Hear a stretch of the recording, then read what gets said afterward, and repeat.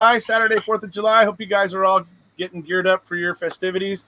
We're here today to have a little chat with Dr. Richard Leo about false confessions, interrogations, and to kind of get into that and talk a little bit about Brendan Dassey and stuff like that. But before we get into talking about that and stuff, I just wanted to show everybody something real quick. I finally got for Denise Rainey. You guys know who we all lost recently. I got my Denise Rainey tie on today.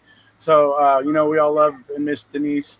And so I just wanted to show off that, that it is a wonderful, lovely tie. It's, beautiful. So I suggest, if you guys like it, go out and buy one from the store. About that and stuff. I just wanted. Oh, good. I'm glad that wasn't me. So that was you. All righty, folks. All right. So as you can see, I've got what you might call an all-star panel of Brendan Stevens supporters here, at least in my opinion, if Mark doesn't think he is. And we also have Dr. Richard Leo here, who many of you may know filed a brilliant affidavit on Brendan's behalf when his case was in before Judge Duffin. And we're going to talk about, false confessions, the pressures that are applied, and how these things all, what all goes on in these false confessions, and how maybe talk a little bit about how to look forward to possibly preventing them in the future, or moving forward, or changes that can be made, or that we want to all maybe advocate to be made possibly. So I want to go ahead and say hi, Dr. Richard Leo. Thank you for being here. And if you want to go ahead and let everybody know a little bit about yourself and real quick. Well, first, thank you for inviting me to be on the program. I am a professor of law and psychology at the University of San Francisco. I was previously a professor of psychology and criminology for many years at UC Irvine. For 3 decades, I've been studying police interrogations, psychological coercion, and false and wrongful convictions. As a result of that, I've written lots of articles, lots of books, and I've been involved in a lot of court cases where there's been a disputed interrogation or disputed confession, sometimes at trial, sometimes pre-trial, sometimes post-conviction, sometimes all of the above. And one of the cases that I worked on in 2009, as Erekose mentioned, was the Brendan Dassey case. That was before it was well known. I had been contacted by Steve Drizzen, as everyone knows, a clinical law professor representing Brendan Dassey at Northwestern University. When I was contacted by him, however, he was relatively new to the case. And, he's a great lawyer, a great teacher, a big heart, very smart lawyer, and human. And, so he got me the materials and I reviewed it, and I saw all kinds of problems with the interrogations. I wrote about those in a, I want to say it's a report, but it may have been transferred into a declaration. So same thing, just a different format in the United States. There's something called the Social Science Research Network, which is a free website where a lot of social scientists and law professors will post their publications. I did post my report on my SSRN website. It can be downloaded for free for anybody who's interested. And I went to testify, and I was opposed by Joseph Buckley, who is the president of Reed & Associates, who was retained by the prosecution, who kind of instinctively said in his rebuttal report to me, and in his testimony, no, the police did everything fine. I think since Brendan Dassey's case has become a cause célèbre, he may have changed his view on that, or he may have 2 different views. I don't know.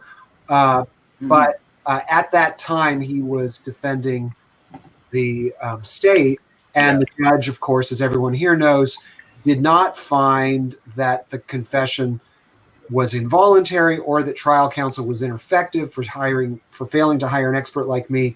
And then, of course, Brendan's case went to the next level, the circuit in federal habeas, which we all know the very sad history there. Right. So maybe I don't mean to go on for a long introduction, but that's who I am and how I got involved in this case. And I haven't had much exposure to the case since then. I occasionally will talk to students about it.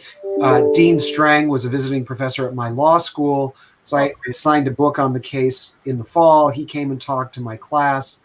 But my piece of the case was sort of over at that point in 2009, 2010. Right. Well, I want to ask you one question, obviously, because you do know, obviously, confessions and that sort of stuff and interrogations well. And I have had retired FBI agent Steve Moore on my channel, and I've asked him this question. So I wanted to go ahead and get your answer to it. Can you tell us, my audience and everybody, basically in your mind, the difference between an interview and an interrogation? Yeah, so that's a good question, and it's an important question. In America, they are different. So let's just start with police training. Police are trained in the difference between an interview and an interrogation, but they also are trained or learn that you always refer to an interrogation as an interview, because interrogation connotes bright lights, it connotes Guantanamo Bay, it connotes accusation. So even though they're trained in the difference between interview and interrogation, they're always going to call it an interview. Now, I can give a long or a short answer to the question. The shortest answer would be an interview is where I ask you what the answer to my question is. An interrogation is where I tell you, right? So an interrogation is accusatory. You did this. An interrogation is confrontational. An interrogation involves pressure and persuasion. The goal of an interrogation is to get you to confess to my preconceived belief about your guilt so that I can hand that very damning piece of evidence to the prosecution and the state will successfully convict you. Right. An interview is a question and answer. It's not supposed to be leading. It's not supposed to be suggestive. It's not confrontational. It's not accusatory. The idea is that I recede into the background. I ask you questions. I get the information for the purpose of developing theories, leads, advancing the case, getting the truth. So in an interrogation, if they're following their training, the interrogator will do a lot of the talking, most of the talking, and they will cut you off with their body language, with their words, because the idea comes straight out of the famous Reed method, which we can talk about if you want. Joseph Buckley was, of course, is the president of Reed. But the idea is that if you let the suspect in an interrogation talk, you're letting them release anxiety, and it's going to be harder to move them from the denial to the admission. You need pressure and persuasion and to overcome their denials and their objections. So interview and interrogation are very, very different. We can talk more about interrogation if you like, but they're very, very different. And this is really a great question because it's the most fundamental place to start in this discussion. Yeah, I believe so. And I would say Steve Moore's kind of definition was very similar. He said in interrogation, you already know what you're looking for. You're just, and he goes, but in an interview, I'm actually looking for information. And that's how he defined the difference himself. So it was great. So obviously the officers also are trying to create a feeling of hopelessness in you as they are interrogating you, right? They wouldn't use that word. I'm sure they wouldn't. a lot of the discussion by police about interrogation is euphemistic, sometimes even Orwellian. But they would say they're trying to get you to stop lying and start telling the truth. Right. Which of course presumes they know what the truth is, since interrogation is a goal-directed, confession-driven interaction.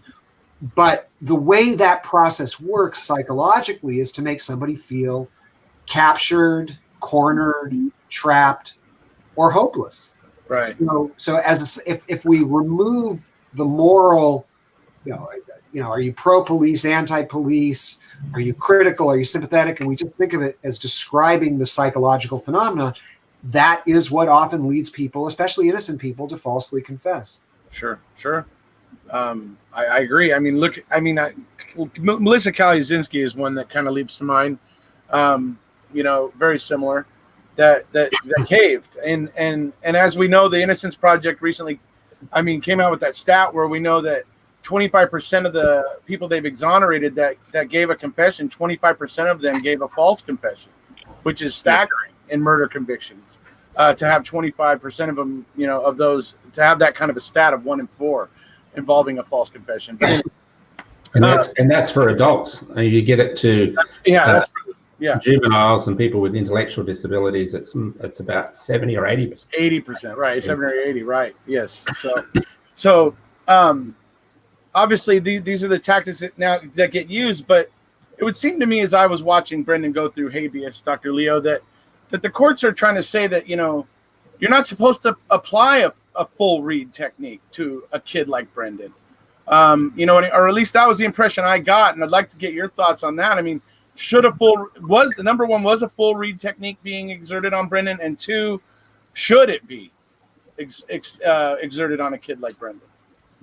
Well, the read method, the so-called read method or the read technique, is an umbrella. So if you read their manual, they have dozens and dozens of techniques. I think they fall into a few broad categories.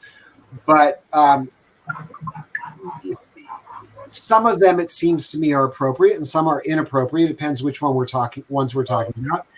And also, we know that juveniles are more vulnerable to psychological pressure and manipulation, more likely to make false confessions. And so we have to be especially careful about how we interview and or interrogate juveniles. You could have a system that allowed more aggressive interrogation, but had better at the front end, but had better controls at the back end, or didn't allow more aggressive interrogation, regardless of the controls. Right. I think Brendan was doubly handicapped by the fact that he was a juvenile, as well as the fact that he's intellectually low functioning. And so somebody like that, we have to be especially careful in how we allow police to interrogate. To me, one of the saddest facts about Brendan's interrogation is that it was recorded, and for decades, my work and other people's work have been pushing for electronic recording, thinking that this would be a real solution because people would be able to see both coercion, psychological coercion, the breaking of somebody's will, as I believe happened in Brendan's case, and also what we call contamination, which you're all familiar with, the leaking and disclosing or feeding of information. Right. Perhaps the most poignant scene in episode 4 of Making a Murder season 1 is when they feed Brendan after he can't guess the head injury, right? How the head injury occurred. And so even though we have 5 hours of interrogation showing psychological coercion and contamination, he was still convicted. His conviction was upheld at the state level. It was upheld at the federal level. So this is an all-around tragedy. Yeah. And, I don't know how we strike the right balance between allowing juvenile interrogations, but making sure we don't get juvenile false confessions. Right. Such a big Well, problem.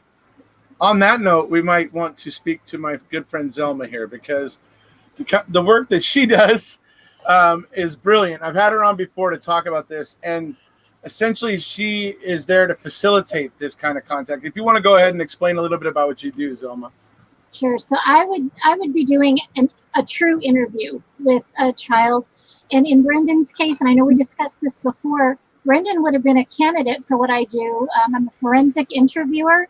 And so when Brendan was initially looked at as a possible witness, that's what he should have been interviewed as, a witness to crime.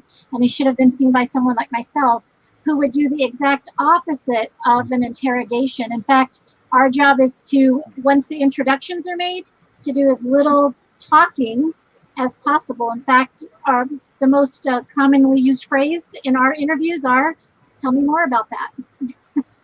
So, yeah. Right. And that helps to protect, I would say if more states were doing that, and at least it would mitigate some of the damage getting done, I would say, if more states were doing that sort of thing. Yeah. Well, let me tell you about something that I just was trained in last week. We have a new interview. It's not new, but it's kind of up and coming. It's called expanded or extended forensic interviews. And Brendan would actually qualify for that type of interview because of his disability. And what that would mean is we would have actually seen Brendan over a number of 2 to 4 interviews. But in each one of those interviews, there would not be a repeated question or a repeated situation that we want to know more information about. I think the problem that we see in Brendan's repeated interviews was they constantly went back over the same things repeatedly over and over and over again. And what children do when you ask them questions repeatedly is they start to change their answers. And so that is in effect what makes Brendan look inconsistent, which is why his statement should have been completely thrown out. Right. So, yeah, I think that's brilliant. And I just think things like that could be very helpful. Have you seen stuff like that, Dr. Leo? Well, yeah. The forensic interviewing field is a really good field. There were some mistakes in the 1980s, and there was a lot of research and protocols and training and recording. And so the quality of interviewing that is done of children and juveniles as witnesses, as victims, as suspects is very good. That's exactly the right approach that Zelma is describing that I think should be taken. And it's the anti-Reed approach. It's not guilt presumptive, accusatory, confrontational, confession-driven interrogation. Right. It's true interviewing designed to get at the truth. Right. Sure. Absolutely. Could I ask Dr. Leo a question? I was just about to cut to you, so you absolutely may. Dr. Leo, I wanted to ask you what you thought about the proposition that a juvenile, someone under the age of 18, should not be able to waive their Miranda rights unless in the company of a lawyer or proper advocate. Well, I want to start by saying that I've written a couple books on Miranda. It's been something I've also studied for a long time. I might be considered a Miranda cynic. Most people in America waive their rights. Now, what you see in some cases, like the Central Park jogger case, for example, is the parents become kind of adjuncts to the interrogation. So they would put more pressure on their kids to tell the truth and be duped by police who say, the best outcome will be if your child cooperates. I think if you had a lawyer with the child, then there would be no waiving of Miranda. All the lawyers would invoke. And so you shut down the interrogation. And so you have to ask, as a public policy matter, do we want to create a rule where if you're under 18, you can't be interrogated by police? And that's alone, without anyone representing you. So if you have a lawyer present, and you could be interrogated, provided, of course, the lawyer's there. So right. But the lawyer is going to say, I'm not going to allow my client to be interrogated. Right. And so what I'm saying, 99% of the time, right? Yeah. So the thing is, the lawyer is going to shut down the interrogation.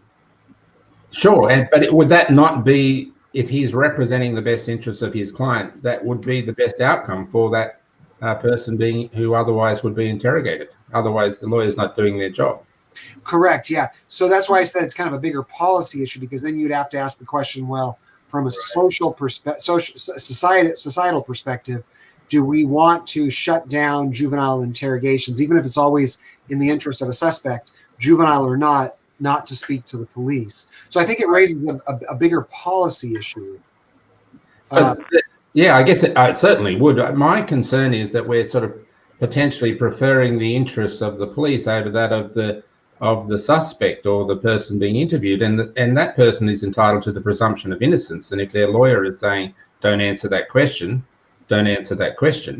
even though they may have been willing to answer other questions, isn't that the role of the lawyer? And if that was the case in Brendan's interviews, he wouldn't be where he is today, because no competent lawyer would have allowed him to answer those questions that were being put to him.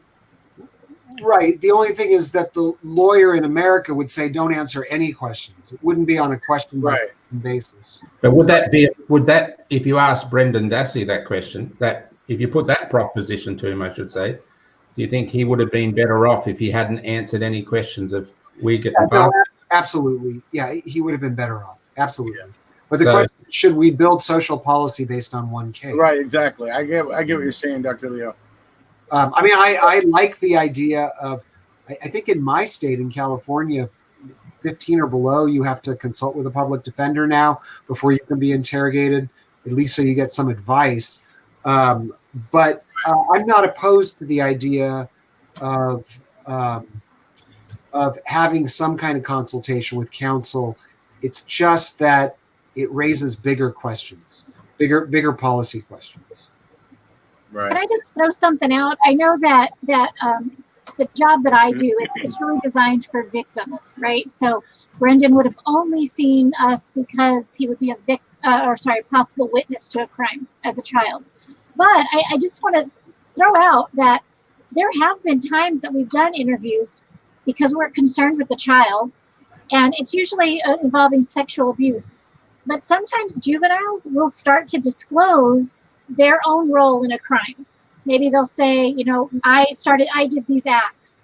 Now, as a forensic interviewer, I stop it there and I just say, that's not why you're here. I'm concerned about you and if this has ever happened to you. But at that point, once I'm done, then law enforcement steps in because now they know they have something to investigate. I think that could be something that would be worked out with law enforcement.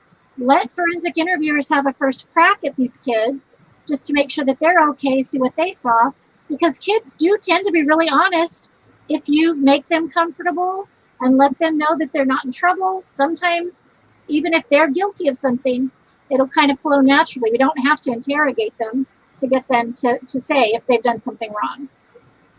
It seems like if Brendan Dassey had been interviewed by somebody like you instead of interrogated by the police, he wouldn't have been convicted. He would have said he didn't know very much, and the outcome would have been much more just. And it seems like if you have somebody interviewing juveniles, you will get confessions. And so you could have a rule in the United States, since in our criminal justice system, juvenile justice is supposed to be different from adult justice. Juvenile justice is supposed to be about rehabilitation, that police don't get to interrogate juveniles accused of crimes. They have to be interviewed instead by forensic interviewers in a question and answer mode that's not accusatory, confession driven. I don't know how realistic that is, but that might be an alternative to Miranda and lawyers, right? So there's no coercive pressure. There's no attempt to get a confession. There's not even any police, but there's also an opportunity to try to get information from the juvenile. Right. They know something about the crime or may not. I know what you mean. Getting people to agree, that could be tough. I get it. But I kind of like the idea of that process because that process seems to be more focused on getting at the truth rather than somebody's preconceived notion of what happened. You know what I mean? Yes. So I do like that. All righty. Was that all your questions there, Mr. Hodnott? For the moment. For the moment. So Dr. Silkman, who is also from Australia, is there any question you would like to ask? I've got plenty of questions, but first of all, thank you very much, Professor. I'll only ask one. Thank you very much, Professor Leo, for that. My question is, how would you, as a professional in the field, how would you assess the performance of Fassbender and Wiegert in their interrogation of Brendan Dassey, and how do you see their top 3 mistakes that they did when they interviewed Brendan Dassey on March the 1st? Well, I think they're poor interrogators, so I would assess, at least based on that interrogation, that's the only one I've seen. So I would give them a failing grade and say they should go back to their training. I'm going on memory here. I haven't recently read the report, but or studied the case. I've looked over it several times over the years, but I would say one problem we've already talked about is the feeding of details, the contamination. Obviously, they're educating him, putting words in his mouth. This is a no-no even in police work. The police manuals say you don't contaminate, you don't give facts. You want the suspect, after they confess, to give you the facts that are not public, not likely guessed by chance, and you even hold back private, inside, not likely guessed information so that they can verify or show their ignorance, as Brendan did here, and that gives you an idea whether it's an accurate or inaccurate confession. So one big mistake, contamination. Of course, I write about that in my report. Yes. But as we talked about, it's really that moment. It's almost iconic in Making a Murderer from the interrogation. Illustrates it 1,000 times better than anything we could write. I thought Brendan, and I also write about this as you know in my report, but I thought Brendan Dassey's interrogation was psychologically coercive. There were implied threats and promises and inducements and benefits. That too, I think, was a problem. So I'd say that was a mistake. And then I would say the insensitivity to the fact that they were interrogating a juvenile who is low functioning, right? And police need to be trained about that. And it's, they pretend like he's an adult, like he's normal, and they run roughshod over his limitations. So those would be the three big issues. But I was very troubled, as all of you are, by that interrogation. Interrogations. I was going to say, thank you, Doctor. I was going to say, I've read your report, your affidavit, and your analysis of the interview was absolutely spot on, and you dissected all the major points. My final point, if I could just say, just quickly, what I'm deeply concerned about is the fact that Judge Duffin saw right through all the garbage and highlighted basically the points that you highlighted in your report. Yet what is disturbing is that Brad Schimmel was still very, very persistent and basically went over what the judge said and kept on putting new filings all the time. So how come a judge can actually see the deficiencies in an interrogation like that, and yet the Attorney General was not happy with the judge's decision? Well, I'm not sure I know the answer to that question. I would say that in the American legal system, there are multiple avenues for appeal. Yes. And so he was just appealing it perhaps up the chain. Yes. And as you see, there's a lot of different judicial takes on what happened. And Brad Schimmel knew he had AEDPA on his side. He had what on his side? EDPA. Brad Schimmel knew he had EDPA on his side, so that was obviously another factor that would probably factor into that.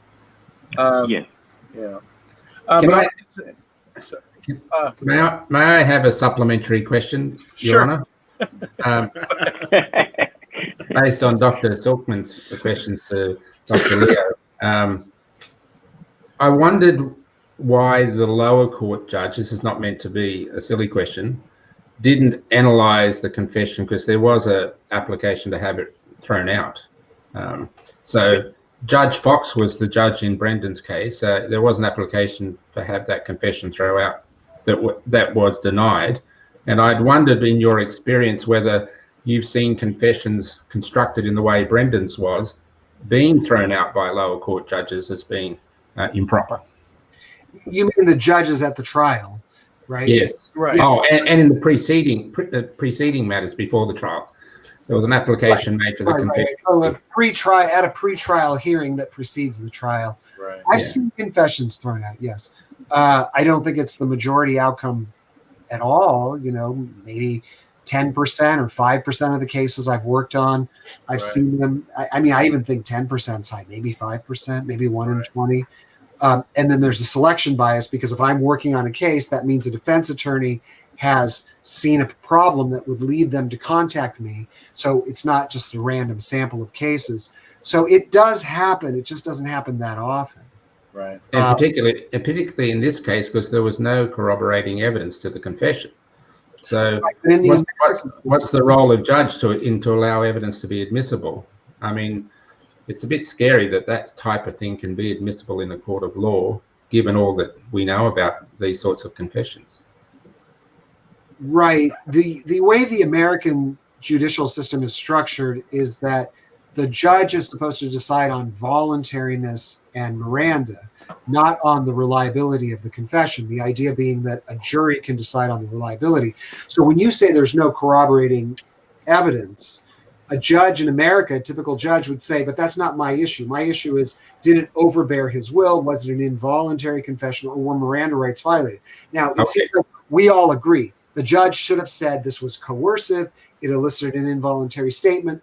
Whether or not it's unreliable, the trial judge at the pretrial hearing should have suppressed or excluded the confession by Brendan Dassey, and none of us would be here, and the world would be a better place, right? Right.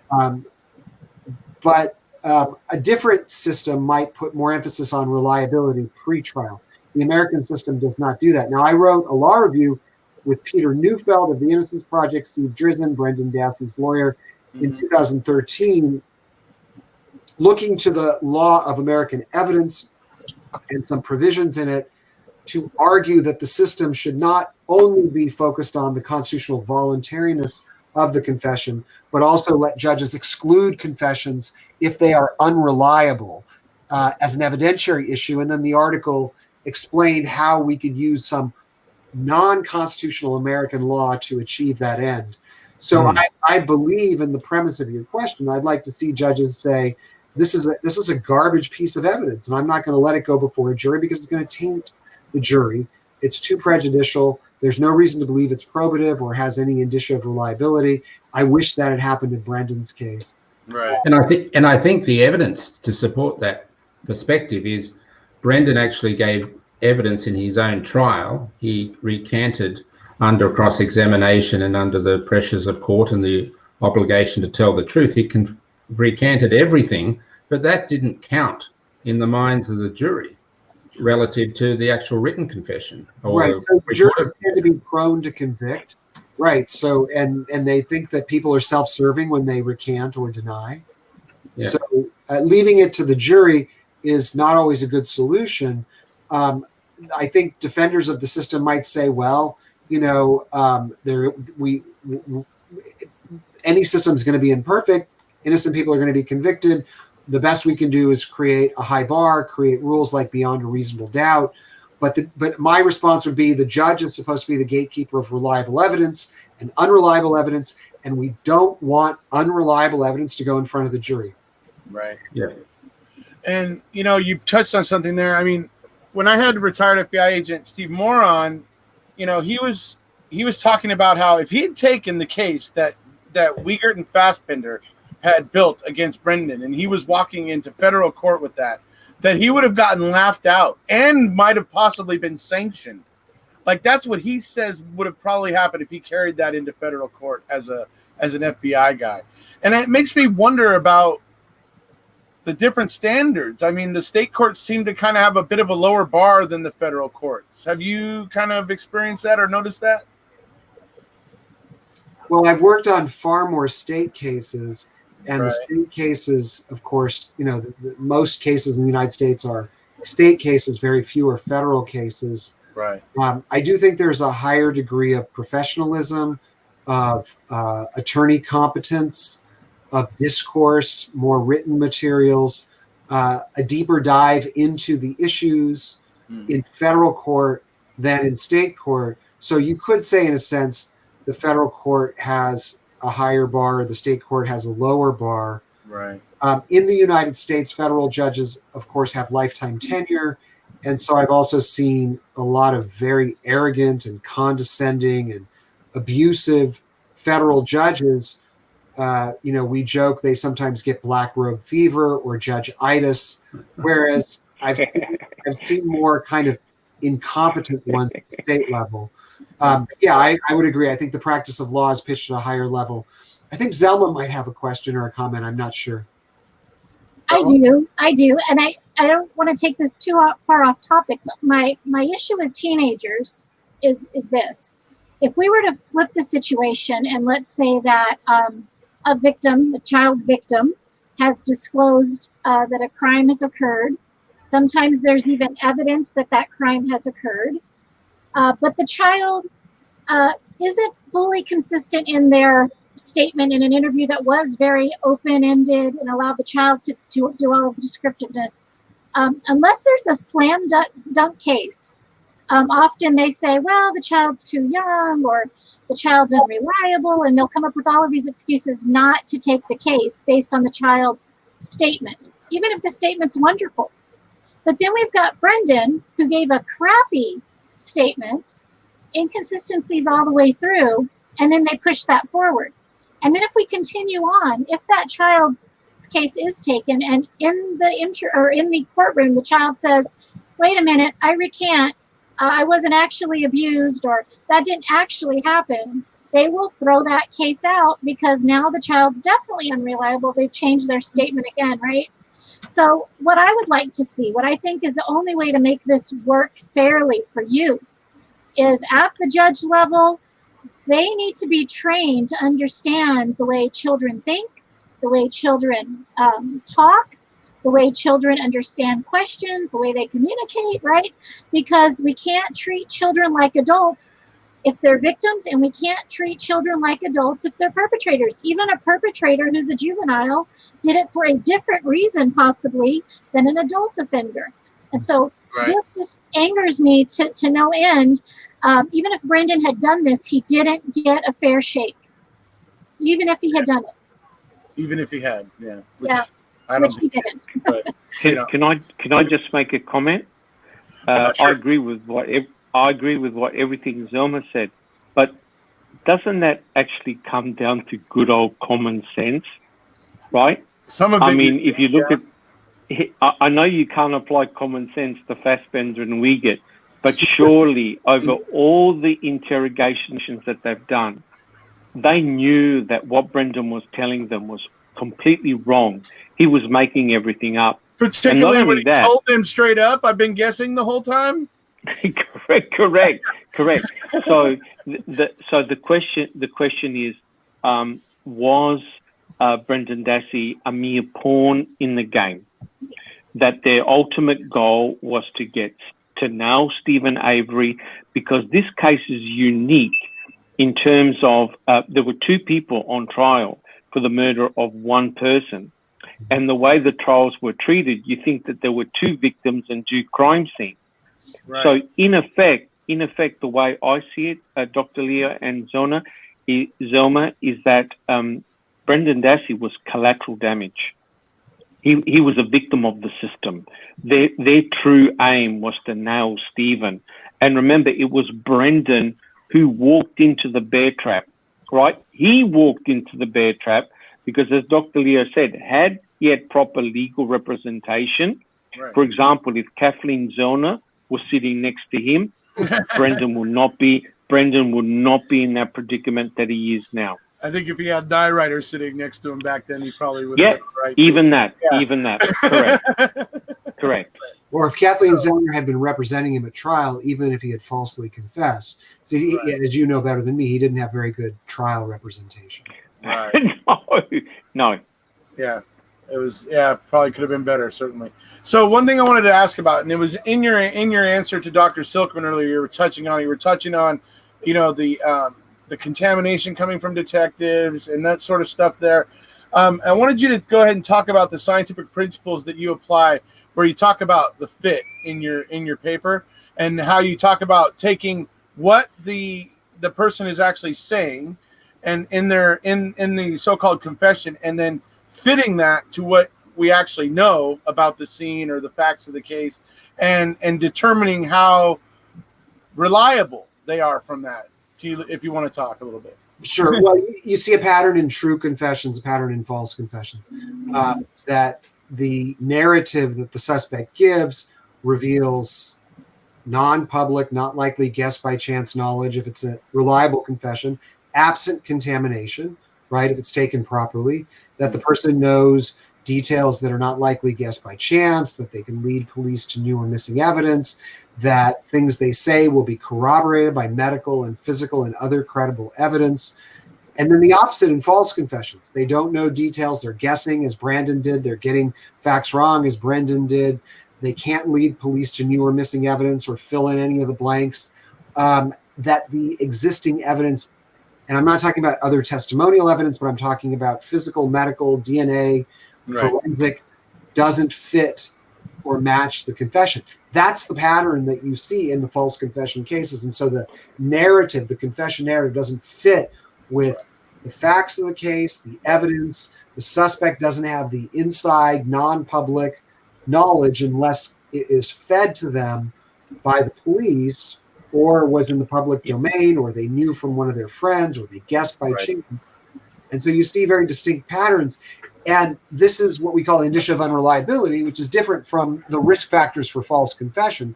So if you coerce somebody, as Brandon, I think, was psychologically coerced, that doesn't necessarily mean the confession's false. It means that the interrogation created the risk of eliciting a false confession. Right. But when none of the facts match, when the person doesn't know the details, when there's no evidence corroborating, this becomes stronger indicia of unreliability. Sure, absolutely. Okay, Mr. Capaldi, it's your turn. Well, I do have one more question, obviously, and I think everybody knows what that question is. Absolutely. So we'll save that one for the end. But sure. First of all, Dr. Richard Leo and all the guests, thanks for joining in. It's been brilliant. Particularly to Richard Leo for replying to my email when I asked you about the false confessions in the 21st century. And now that was the article you did with Stephen Drizzen. Now we, as in the dude and Mark and myself, we went all the way to Melbourne, Australia, believe it or not, to give Steve Drizzen a Brendan Dassey T-shirt about the control question. But what I was wondering is if you could tell us a little bit about your involvement with Steve Drizzen, because he's Chicago and you're California. You know, it seems a long way apart to be working together. But also, you mentioned that you'll be doing another collaboration, looking at confessions. So I've known Steve now for over 20 years. I had gotten my PhD in 1994, and I started studying interrogation and confessions in 1990 when I entered graduate school. I became professor at CU Boulder in 1994, and then I left for the University of California, Irvine in 1997. And I had started publishing articles on my own with Dr. Richard Offshee, a Berkeley professor, now retired. And I think that in the late 90s, this is my memory of it. Steve may have a little bit of a different memory. I think Steve reached out to me. He was a clinical law professor at Northwestern, and he was trying to educate himself on police interrogation and false confessions. I think at that time he might have had a listserv where he was reaching out to a lot of people and disseminating information through large email lists. I remember going to Chicago. I think it was 1999. There was a bill before the Illinois state legislature. I think it was created by a state senator Barack Obama, who nobody had heard of at the time. Sure. And I remember testifying in front of a committee where I met with Steve beforehand, and then we both testified in front of this committee. But actually, come to think of it, there was a conference at Northwestern, a very famous conference in 1998, November of 1998. And I remember I knew Steve then too. So that was the conference put on by Larry Marshall, Northwestern Law School, on the death penalty, where famously a number of people who had been released from death row because of doubts of their innocence came onto the stage and said, my name is, fill in the blank, Kirk Bloodsworth, Gary Galber, etc. Randall Dale Adams, I was sentenced to death by the state of X, and had I not been freed, I would have been executed. Very powerful, very moving. So Steve and I knew each other at least since 1998, possibly earlier, and started collaborating on the article that I think you were referring to, one of them, where in 2004 we had 125 proven false confessions. Now, there's 4 ways you can prove a confession false or almost absolutely false. If you can show that no crime occurred, the murder victim shows up alive, for example, but there are other examples. If you could show that it was physically impossible for the perpetrator to have committed the crime, say they were in jail in another state at the time. Right. If you could show there's dispositive physical evidence, often but not entirely DNA evidence, that proves they didn't commit the crime, or if the true perpetrator is apprehended, everyone reasonably agrees that person's the true perpetrator. Right. So we found 125 cases like that, and we analyzed patterns in the cases. And the article got a wide reception. It was cited by the Supreme Court in the United States. It's been downloaded many times on SSRN. We've been working for years on another article, which has 250 proven false confessions. We're almost done with the data coding and analysis, and I need to write that up. So there's been a delay, but that will be a powerful article in the sense that it'll be the biggest sample of proven false confessions. Now, this is different from exonerations. First of all, the National Registry of Exonerations, they use legalistic categories. If somebody's conviction's been reversed and there's some evidence of innocence, though they never specify how much, they put it up there. But all those cases are convictions. Our cases aren't all convictions, and our cases aren't legalistic. We're saying these are cases where we can prove the confession. Right, I understand. False. Right. So it's a different data set. It tells us something different about the criminal justice system and false confessions, although, you know, a lot of the findings might overlap. Sure. Steve Drizzen is a great lawyer. He's a great storyteller. He's a good writer. He now has a podcast. He is not a social scientist. I'm a social scientist. I'm not a great storyteller. I don't have a podcast. We are complementary. You know, so we form a good working relationship, I think, because we bring different strengths to the table. Right. I love Professor Drizzen. And we went all the way to Melbourne so that this guy down here, Dr. Leo, could shout at Professor Drizzen that he wasn't Welsh. It was quite an experience. That he wasn't what? That he wasn't Welsh. He called me Welsh. From Wales. I'm from Scotland. Anyway, I want Scottish whiskey. I don't want a T-shirt. I want Scottish whiskey. Yes. Yeah. I got some McCallum here. You have to drive down to LA, though. I've got some Singleton. Anyway, so, yeah, that was a good time, though. But so that brings us to the last question. And obviously, this is the question everybody's probably been waiting for because they know I never shut up about this. And it's the fact that in Brendan's interview, there's the point where Tom Fassbender asks Brendan what he calls the control question. And at this point, he makes up a fact about a tattoo being on Teresa's stomach that didn't actually exist. And he tells Brendan, we know Teresa had a tattoo on her stomach. Do you know about that? And at first, Brendan says, which would be kind of what Tom Fassbender wanted. He would have wanted Brendan to deny it, and that would have made the control question a success. But unfortunately, Tom Fassbender goes one step further because for whatever reason, I guess he wasn't satisfied with the and wanted something a little more. And he says, do you disagree with me when I say that? And the moment he says that, he gets Brendan's hackles up. And so, so to speak, because Brendan immediately, with the psychological coercion that's been going on in my mind, immediately goes, oh God, I don't want to be disagreeing. And he basically is like, he tells him no. He says, so by saying no, I don't disagree with you, I'm agreeing that she had a tattoo she didn't have. And Tom Fassbender and even Judge Hamilton at the 7th Circuit Court pointed to this as proof that this was proof of the fact that Brendan's confession was valid. And I'm sitting here going, no, this is proof that Brendan was buckling, just like we've been telling you he was buckling and bending to the will of these investigators. I wanted to get your thoughts on that a little bit, if you have any. I mean, that's, first of all, the control question idea comes from the polygraph. Right. There's no such control question technique in any interrogation. So it's a garbage idea that was invented by Fassbender here.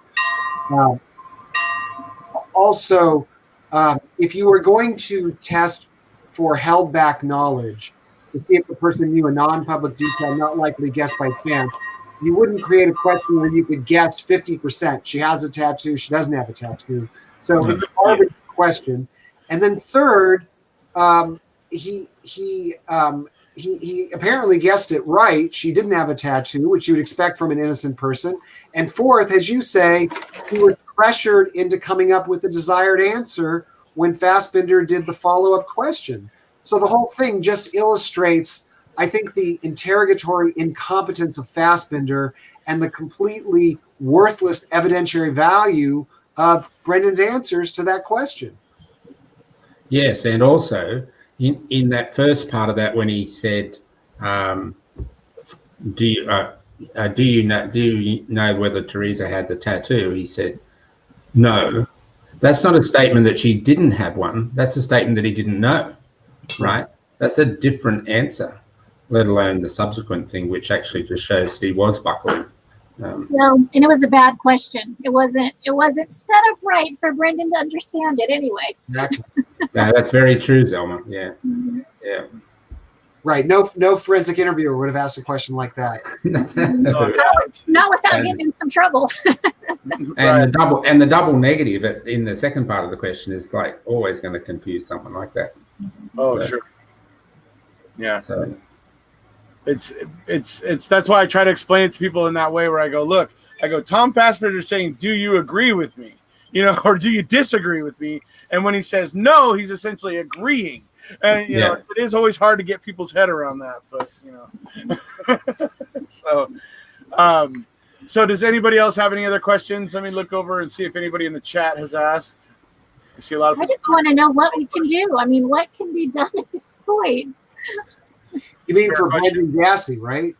Yeah. Or even other kids like him. Anyone in that situation. Well, I mean, Brendan Dassey, I thought you were asking about his case, like, Lauren Ryder, maybe you've had her on your show. She would say, what she's doing behind the scenes in terms of the governor's office or if there's any litigation possibilities. But obviously his case is very far along. It's sad. There's a Democratic governor. Anybody with a brain should see that he should be released and either given a new trial or just, not harassed or hassled anymore by the system. I guess when you're saying anybody, what you mean is how can we prevent people from being interrogated such they would make false confessions like Brendan and then be wrongfully convicted and incarcerated for life? And there's a lot of answers to that question, none of which are perfect.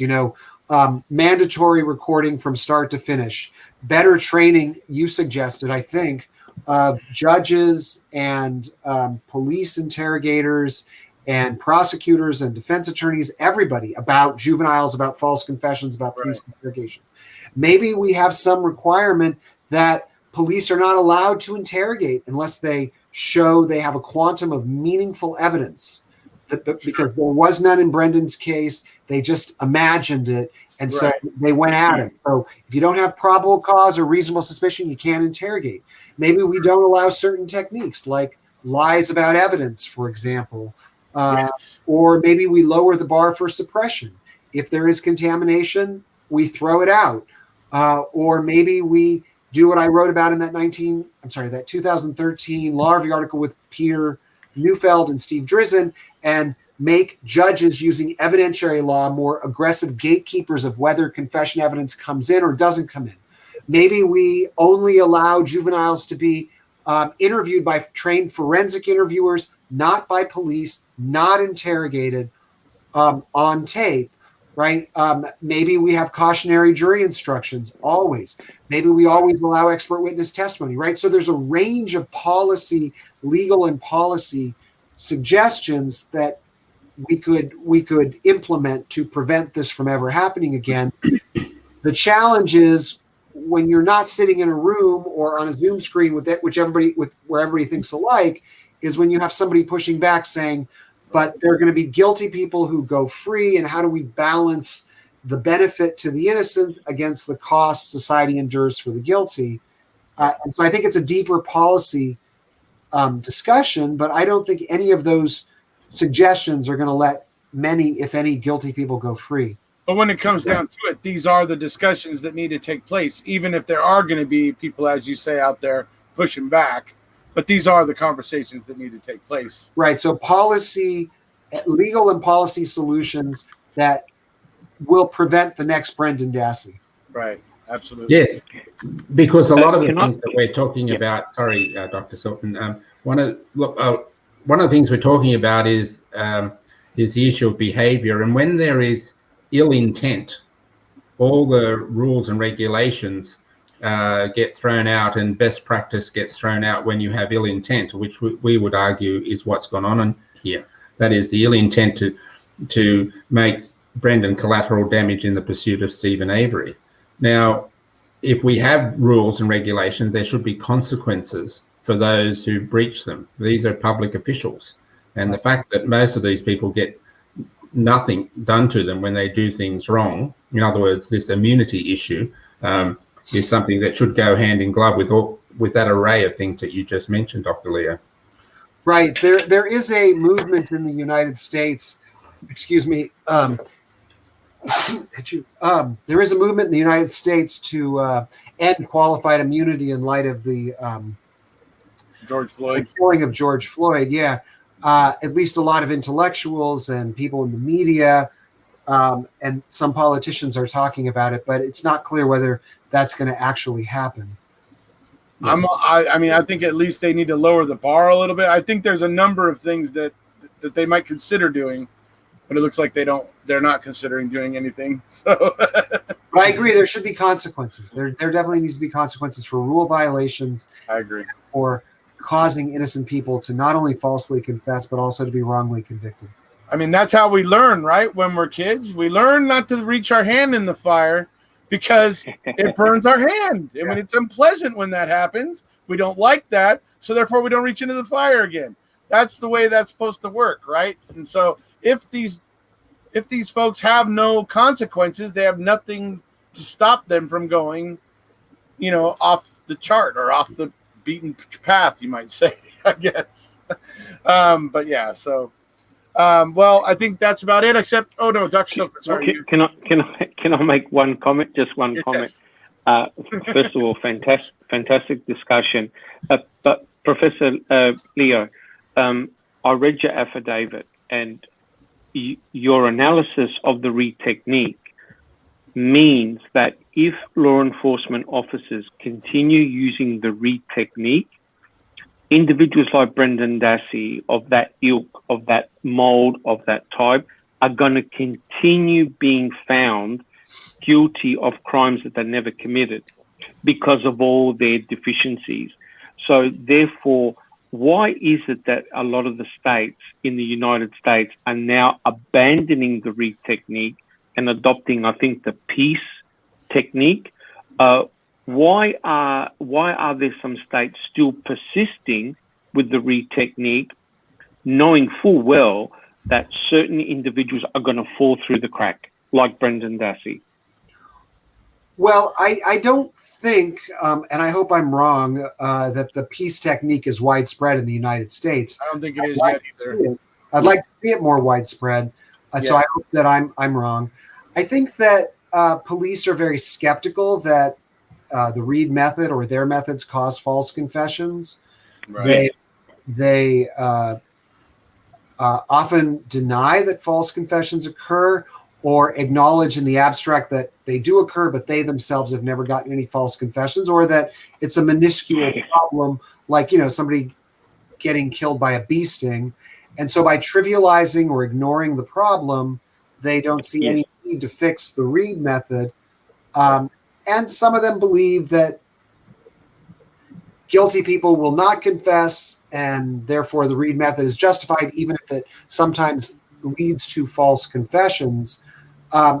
Lander and Zulawski, the famous firm that broke off from Reed and Associates in the 70s, I believe, they repudiated the READ method, but they do, if I understand correctly, mostly private, corporate security type investigations. I'm sure they train some police, but they are not, as I understand it, police themselves.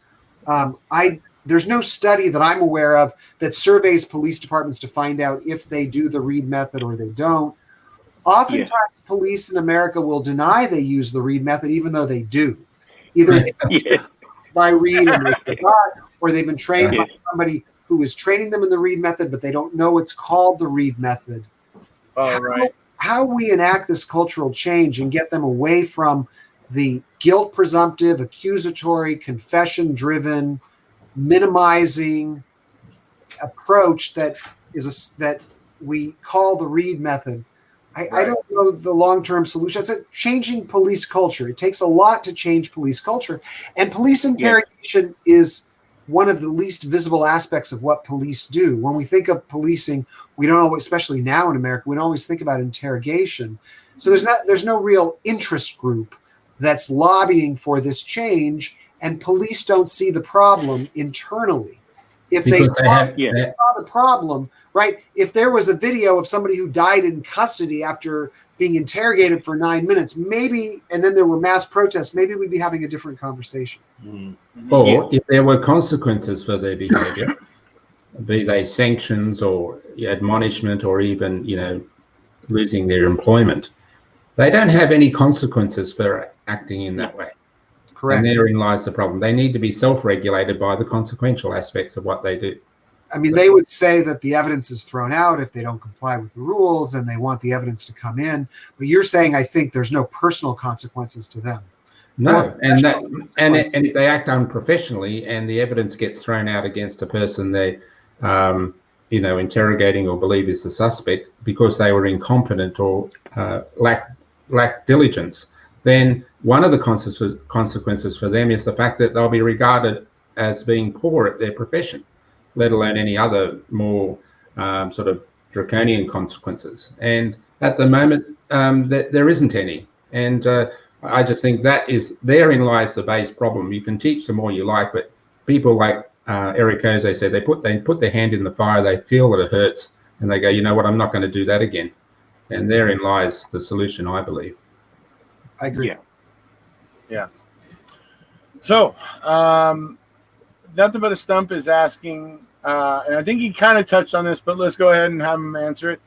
Rhonda wants to know what your opinion is of the read technique versus the peace technique, and which one you prefer. Well, I far prefer the peace technique. It's investigative interviewing. It's about getting the truth. It doesn't presume guilt. It doesn't use heavy-handed interrogation tactics. It's evidence-based. It doesn't involve deception. It's far less likely to be coercive. It's not designed to be coercive. As best I understand the studies in places that use this kind of investigative interviewing, particularly England, right, there is not a decline in confessions. Of course, there's a lot of cultural differences between England and the United States. So, yeah, I think it's a no-brainer. I would like to see a system that dissolves or gets rid of the read technique and replaces it with, whether we call it peace or just investigative interviewing, non-accusatory, truth and information-driven investigative interviewing, as opposed to accusatory, guilt presumptive, psychologically deceptive, manipulative, and sometimes coercive confession-driven interrogation, which is what the read method is. Right. Yes. And one other person asks, I guess they want to hear your thoughts about the fact that Fallon, in closing arguments at Brendan's trial, said innocent people don't confess. Last thing the jury hears before they go into deliberations. Well, that's intellectually Neanderthal. I mean, people said that in 1932, and that started the wrongful conviction field. Right. Nobody would say that now. That's just embarrassing that anybody would say that. In the era of DNA, the first DNA exonerations, and arguably the very first one, David Vasquez, involved false confession. There's some dispute about whether it was David Vasquez or someone else who was the first. But as you pointed out, there have been hundreds of DNA exonerations, right, and no sane, rational person would say innocent people don't falsely confess. It's just a lie. Especially Fallon. Especially someone like Fallon. Yeah, somebody like him would definitely know better. So, all righty. Well, I want to thank you very much for being here, Dr. Leo. It's been an absolute pleasure, very informative. It's been very interesting to hear your point of view on all these things. And I'm sure everybody else here feels the same, right? Very much so. Awesome. Thank you so much. Awesome. Can I just finish off just by saying, obviously, thank you for joining us. Yes. Could I just mention, we haven't had Laura Nyrider on the show yet, but if you could put a good word in for us, we would greatly appreciate that. Well, I will do that. What is the name of your show? Is it I Stand with Brendan Dassey, or is it something else? My channel on YouTube is called Erekose on Making a Murderer. All right. All right. Yeah. I will put in a word to Laura Neureiter, and I think she'd be perfect for your show. And I also want to thank all of you. I've enjoyed this and I've learned from it, and I hope our paths cross again. And keep up the good work. We all want to see Brendan get out. Thank you. Yeah, absolutely. Yes, Thank we you. do. And we want to see changes in wrongful convictions in general and the way that they're handled. So, Absolutely. So thank you again. Hope you guys all enjoyed it out there. You know the drill. If you haven't already, please hit subscribe, and we'll see you. Good day or good night to everyone. Thank you so much. As it applies. Thank you. Bye. Bye.